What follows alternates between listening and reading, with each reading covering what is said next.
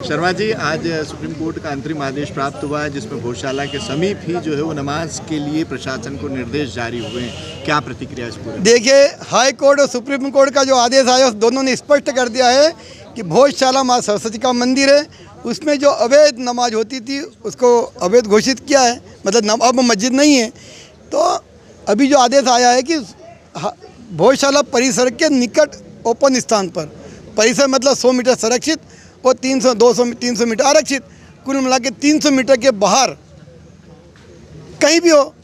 तो भाई 1935 में जो नमाज चालू हुई थी उसके बदले में 42 में धा के राजा ने इनको बख्ता और मागे पर एक मस्जिद बना के दे चुके इस नमाज के बदले में।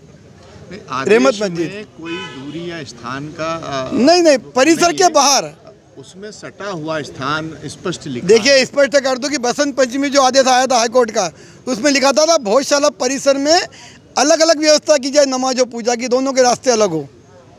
अगर प्रशासन बिल्कुल भोजशाला से सटा हुआ जो जगह है वहाँ पे व्यवस्था करती नमाज के लिए, तो उस पर क्या फिर? नहीं, हमारा विरोध है हमारा उसका कि भोजशाला परिसर कौन सा मानते हो आप? जो नक्शा बताया हमने वो है कि अब बिल्डिंग को मानते हो आप? तो भोजशाला परिसर 300 मीटर का है और वैसे भी कुरान के हिसाब से भी कब्रिस्तान में नमाज नहीं पढ़ी जाती, फातिहा पढ़ा जाता है। और भोजशाला परिसर को जिसको आप कह रहे हो, जिस स्थान को नियर है, वो तो उन्होंने कब्रों से भर रखा है। तो कब्र में फातिहा पढ़ा जाता, नमाज नहीं पढ़ी जाती कुरान के हिसाब से भी, और सुप्रीम कोर्ट के हिसाब से भी 300 मीटर के बाहर ही नमाज पढ़ना उचित है।